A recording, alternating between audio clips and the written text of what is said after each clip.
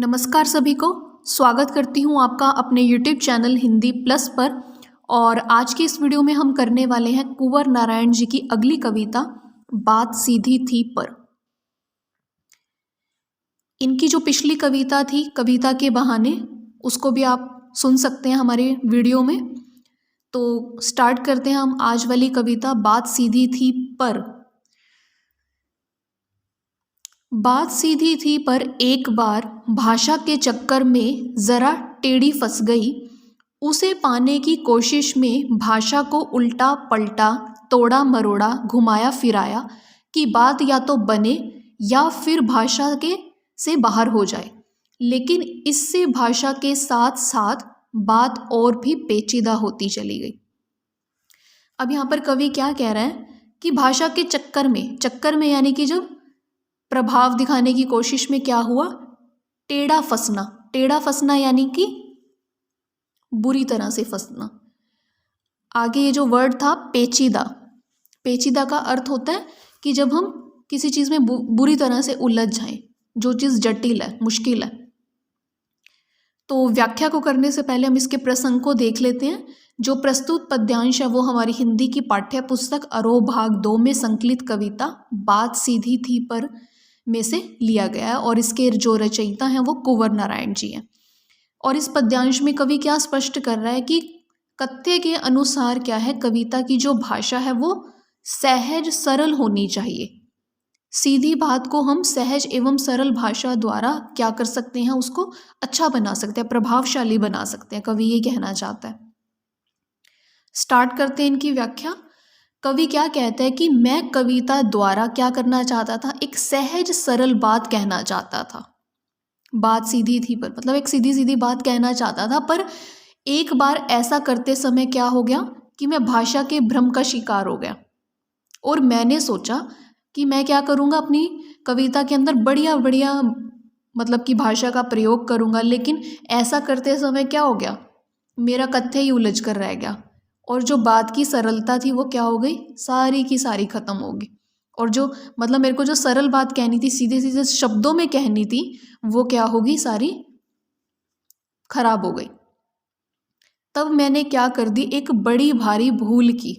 वो कह रहा है, कवि कह रहा है यहाँ पे कि मैंने भाषा के शब्दों को क्या कर दिया, फिर काटना छाटना तोड़ना मरोड़ना, उसे इधर उधर घुमाया फिराया शब्दों को। लेकिन फिर क्या हुआ कि मैं अपनी मूल बात को सहज और सरल रूप में व्यक्त करना चाहता था, लेकिन क्या हो गया, सारा कुछ उलझ कर रह गया। तब मैंने कोशिश भी की या तो मेरी बात क्या हो जाए, सहजता से व्यक्त हो जाए। वो कह रहा है ना कि बात या तो बने या फिर भाषा से बाहर आए। लेकिन फिर क्या हुआ, मेरी बात तो उलझ कर ही रह गई, परंतु दोनों काम मतलब मेरे क्या हो गए, हो ही नहीं पाए। ना तो मतलब बात बनी, कुछ भी नहीं हुआ। मैं अपनी किसी भी चीज़ को व्यक्त नहीं कर पाया सहज सरल भाषा में। तो इस प्रयास में क्या हो गया कि जो भाषा है वो जटिल से जटिलतर होती चली गई और जो मेरी मूल बात भी क्या थी, वो भी खत्म हो गई। भाव की जो कविता का जो कथ्य था और जो माध्यम था, वो दोनों ही मेरे क्या हो गए, उलझ कर रह गए, पेचीदा यानी कि दोनों ही जटिल हो गए।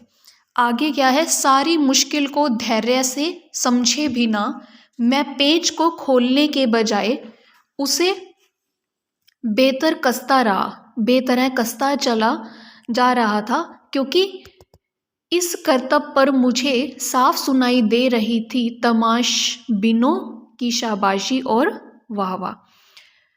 अब देखो, बेतरह यानी कि बुरी तरह, करतब यानी कि चमत्कार।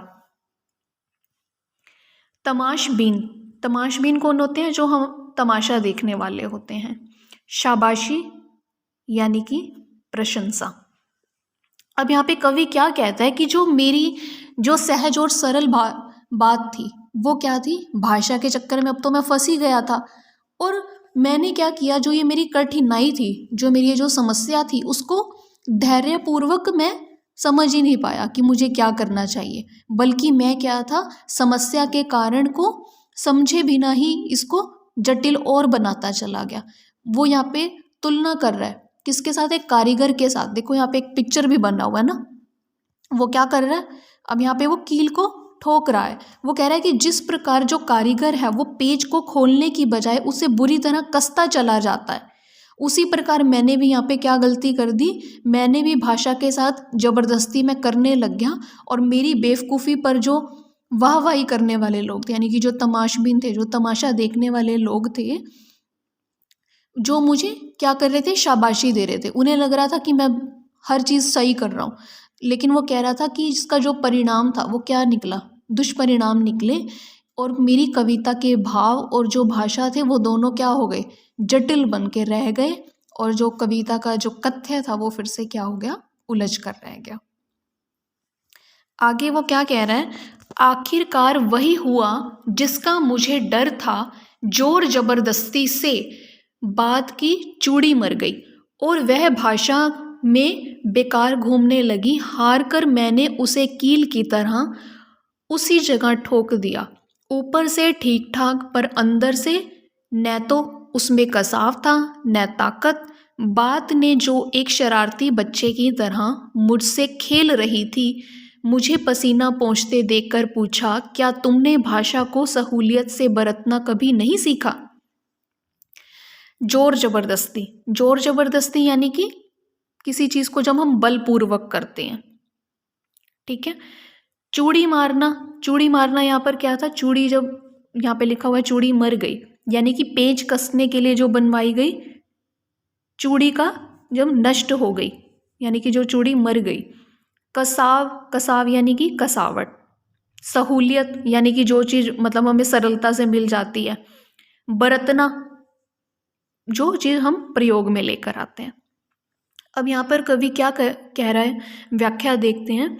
यहाँ पे कवि स्पष्ट करता है कि जो परिणाम है वो वही निकला जिसका कवि को क्या था, डर था। वो कह रहा है कि जिसका मुझे डर था आखिरकार वही हुआ ना। भाषा को तोड़ना, मरोड़ना और जटिल बनाने से क्या है, कविता की जो भाव है, यानी कि जो कविता में वो कवि स्पष्ट करना चाहता है, जिस चीज़ को वो प्रेजेंट करना चाहता है, वो चीज़ क्या है, नष्ट हो गई है। कवि द्वारा जो प्रयोग किए गए जो जटिल जो भाषा थी, जो जटिल शब्द थे, वो भावहीन होकर पीड़ा करने लगी। अब यहाँ पे कवि को क्या था, कष्ट हो रहा था ना कि मेरे जो कविता का जो मूल कथ्य था वो क्या हो गया, नष्ट हो गया, वो कहीं पर भी नहीं दिखाई दे रहा। अंत में कवि तंग आ गया, उसे निराशा हाथ लगी कि मेरी अभिव्यक्ति को क्या है, मतलब खत्म हो गई, मेरी अभिव्यक्ति का कोई परिणाम नहीं निकला। इसका परिणाम क्या हुआ कि ऊपर से तो कविता ठीक ठाक लग रही थी देखने में तो, परंतु उसका जो कथ्य पक्ष था वो क्या था, बड़ा ही कमजोर, जिसका कोई अर्थ ही नहीं रह गया था। कवि के कथन में ना तो कोई प्रभाव था ना ही कोई भाव थे, मतलब उसके अंदर कोई भी ताकत नहीं थी, कोई कसाव नहीं था उसमें। अंत में क्या हुआ, कविता के कथ्य ने, कथ्य क्या होता है, यानी कि जो कविता की बात ने बच्चे की तरह क्या था, कवि के साथ क्रीड़ा करते हुए उससे कहा कि तुम मुझ पर क्या है, व्यर्थ ही मेहनत कर रहे थे और अपनी इस मूर्खता पर पसीना बहा रहे थे। यहाँ पे वो बता रहा है कि इस मूर्खता पर बेफालतू में पसीना बहा रहे थे। हैरानी की बात यह है कि तुम्हें आज तक क्या है कि सहज और सरल भाषा का प्रयोग ही नहीं करना आया। तुम तो बेकार में ही, मतलब वही कारीगर की तरह बस कील को ठोकने में ही लगे हुए थे। इससे क्या पता चलता है कि तुम एक अयोग्य और बेकार कवि हो, तुम में कोई योग्यता नहीं है। तुम इस तथ्य को नहीं जान पाए कि जो कविता है उसमें सहज सरल भाषा का जब हम प्रयोग करेंगे तभी तो वो प्रभावशाली सिद्ध होएगी। यही भाव थे यहाँ पर जो कवि ने इस कविता के माध्यम से प्रस्तुत किए थे। और अगर आप हमारे चैनल पर नए हैं तो प्लीज़ इसे सब्सक्राइब कर लीजिएगा। धन्यवाद।